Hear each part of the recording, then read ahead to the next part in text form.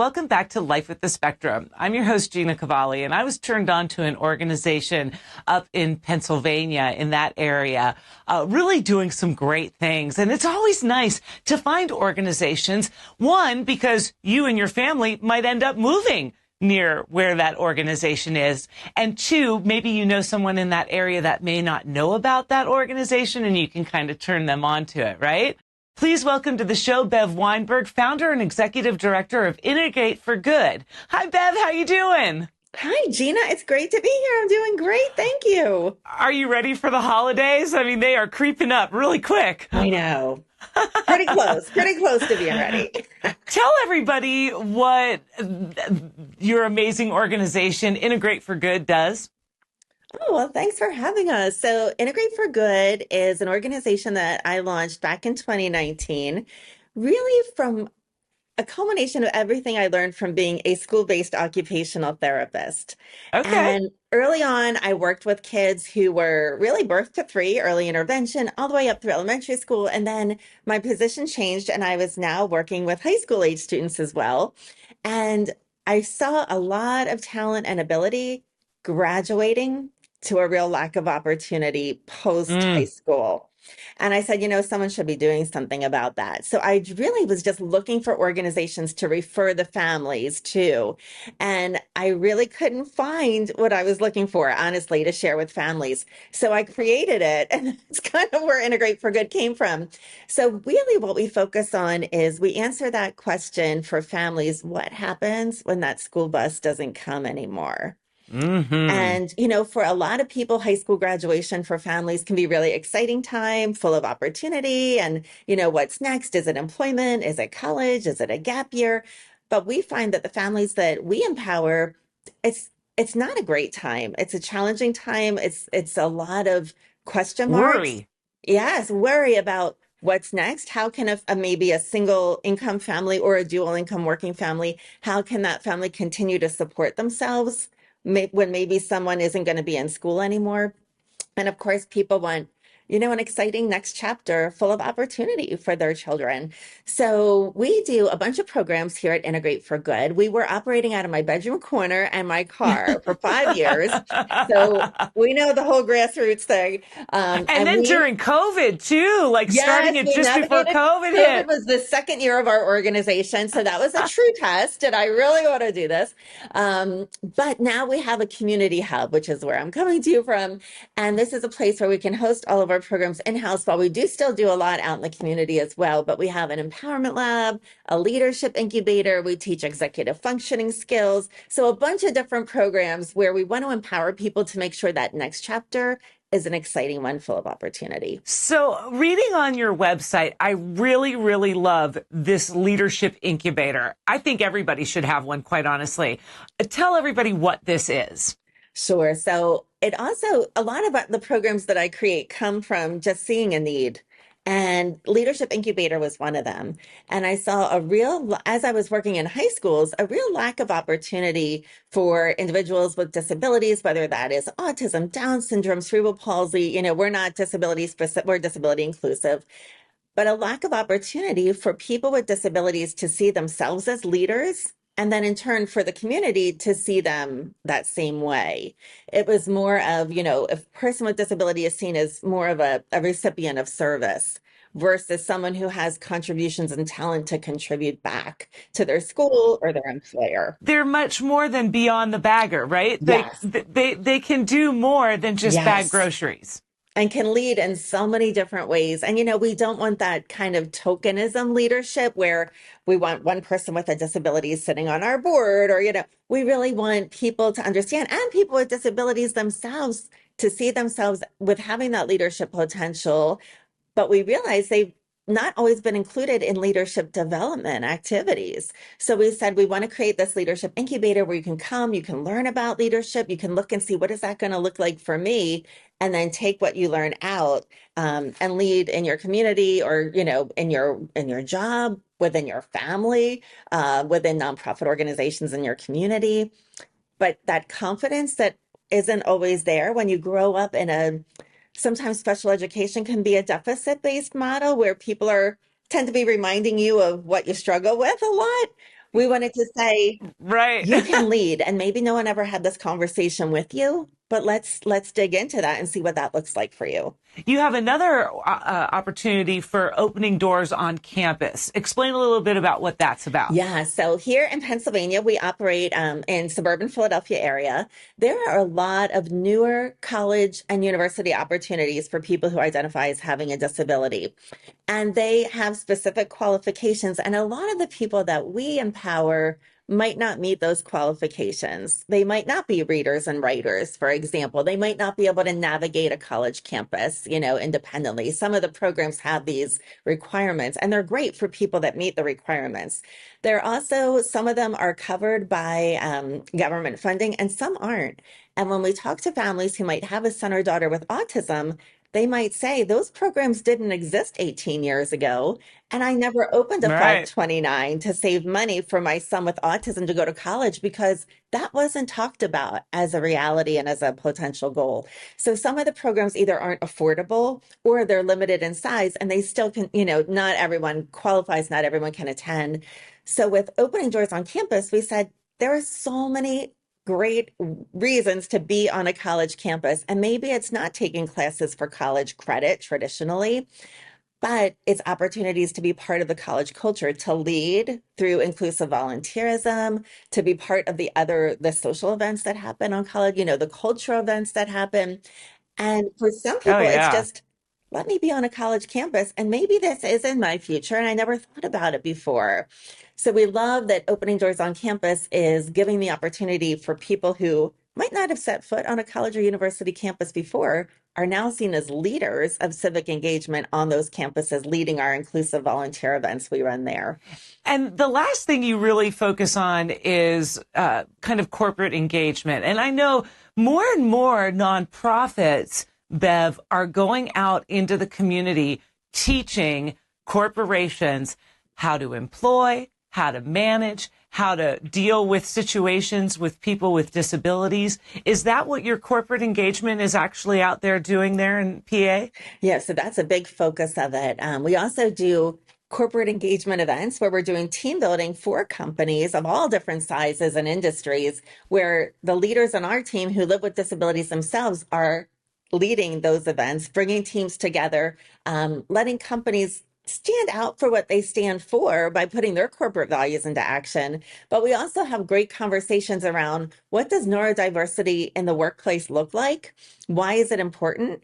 And, getting rid of that kind of what I consider the old school charity mindset, like it's a nice thing to do. Yeah, it is a nice thing to do, but there's a great solid case for it's a business case for support for that. Meaning when you have a diverse workforce, your retention rates are higher, Oh, yeah. your corporate culture is different. So we have a lot of research to say to companies, you can't afford not to have a neurodiverse workforce because of all the things that it will bring to your business. So we just had a great example. We have a grocery store chain in our area called Giant, the Giant Company, and they approached us and said, we want to make sure that our workforce, um, a diverse workforce feels comfortable working in our stores. And can you help us train 100 of our managers so that we have an autism friendly workplace? And I'll tell you, the Giant Company does a great job already. And they decided to name their training. And it's so funny you started with that because they said, we want to call it Beyond the Bagger. I love that. That's what they wanted to call it. And I said, oh my gosh, I would love to call it that too, because of course, bagging groceries is a needed job. It's a valued Of job. course. And we say, if you want to do that for the next 30 years of your life, we'll support you in that. But we want that to be a choice that you make. So considering that position and other positions that you might be qualified for, or, might learn how to do, if you want to bag forever, that's great. But if you want to do that as a start and do other things, that's great too. So we did a training, and I don't live with autism, and I have two children, teenage children, and neither one lives with autism. So whenever I'm speaking, I will always say I am not an expert in autism. I don't live with autism, and I don't have a child that lives with autism. So I always bring in someone who does live with autism to co-present with me as the expert.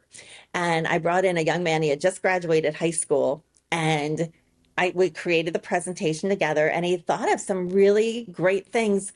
when people think of accommodations, they might see dollar signs. I need a fancy ramp or an ADA Right. accessible bathroom, and those things are important, but a lot of accommodations we call micro accommodations, or they cost either nothing or very little.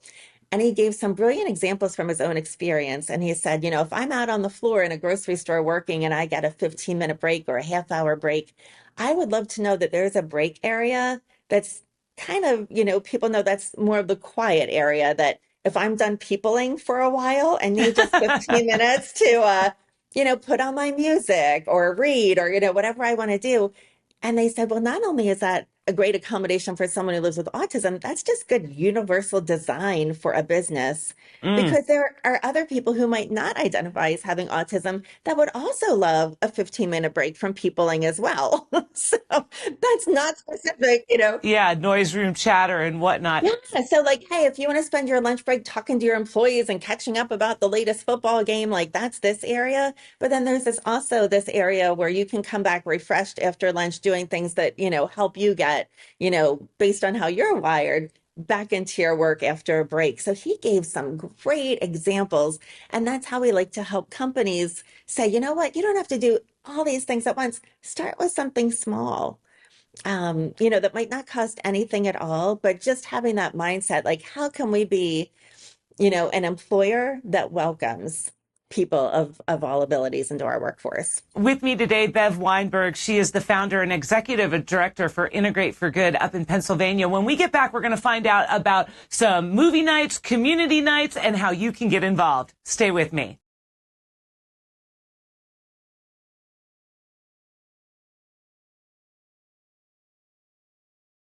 Welcome back to Life with the Spectrum. I'm your host, Gina Cavalli. With me today, Bev Weinburg. She is the founder and executive director of Integrate for Good, which is up there in PA. Now, Bev, you have movie nights on your schedule. You have community nights on your schedule. How can people get involved, and what are your big fundraisers and galas coming up for 2025?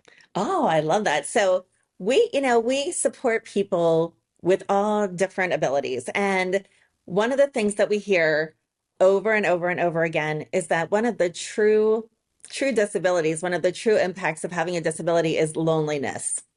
And especially for our high school students and for our transition age students and young adults who aren't in school anymore, and that might have been where a lot of their social interaction happened. And now they might not have that, or that might be, coming out of their schedule. So we love to offer things, in the evenings, sometimes on weekends, to pull people together around common interests. So we had a Friendsgiving recently, and I hope my family isn't watching this, because that Friendsgiving and the food that people brought was better than my own family Thanksgiving that I went to. We just had our holiday table talk party, and I got to tell you, the fudge was the winner. I brought homemade cookies. The guy who made the fudge was like winner hands down. So yeah, we have some bakers in the autistic community for sure. And, we didn't say like, you bring this and you bring that. We left it wide open. So people, and I thought everyone might bring napkins, right? Or everybody might bring, we'll have like 100 sweet potatoes or something. And people just brought like things they're known for in their crock pots full of delicious food. And we just put our tables all in a big long rectangle, pushed them all together. And we had just people of all, people with and without disabilities that came together. And it was great. So we have a movie night. We're going to be showing the movie Wonder, which is about a young boy who had a facial deformity and how kindness Yes. transformed his experience. There's a new movie coming out. We're already planning our second movie night, a new movie that I think is just coming out on Disney Plus we want to show and talk about. And in terms of fundraisers, we actually just had our big event. We usually have that in the end of October. That's our Okay. Community Hero Celebration. So at Integrate for Good, we love to try to fundraise so that we have a very limited or no fee for service for families. We try to write grants, scholarship everyone. That's really our goal for all of our programs. And our Community Hero Celebration, we just featured Danny Bowman. We flew her in from Oh yeah. California to Pennsylvania. She's on Love on the Spectrum. So we're super excited that she came in from California, and we heard about the work she's doing at Stanford now, and so amazing. And then, so that's our big fundraiser of the year that allows us to scholarship most of our programs. And Bev, how can people find you? Yeah, so the easiest way is actually our website, and that's integrateforgood.org. Integrate for Good. And are you on socials? We are. So we are also Integrate for Good, all spelled out, FOR, Integrate for Good, on Facebook, Instagram, and LinkedIn. Wonderful. If anyone is in the PA area, make sure you are connecting with Bev and Integrate for Good. Bev, thank you so much for being on the show. I hope you have a happy holiday and an even better new year. Well, thank you so much. It was great to talk with you, and hopefully we can meet in person one day. From corporate engagement to opening doors on the campus and to that leadership incubator that I really think is very cool. You know, different organizations are moving the needle forward in their area. And like I said in the beginning of the show, it's really important. What if you and your family move to PA? What if you know someone up there that doesn't already know about Integrate for Good? They can know about it if you share it with them. And that's what this show is all about, bringing together the best tools and resources, organizations and foundations, making a world of difference in the world of disability. So I really do like that leadership incubator. I think every business should have one, right? So if you need to get in touch with Bev, I got the inside skinny. Just reach out to me at gcast.com and reach out to me really with any organization or anybody that you know that you feel is making a difference. I want to talk to him, and so we can book him for a future episode of Life with the Spectrum. Next week, we've got an author on the show. I don't want you to miss that one. It's a really, really great book, and you're not going to want to miss it because you might be able to buy it just in time for it to be there for Hanukkah or for Christmas. All right. So be listening and watching Life with the Spectrum. Until next time, we live life with the spectrum. See ya.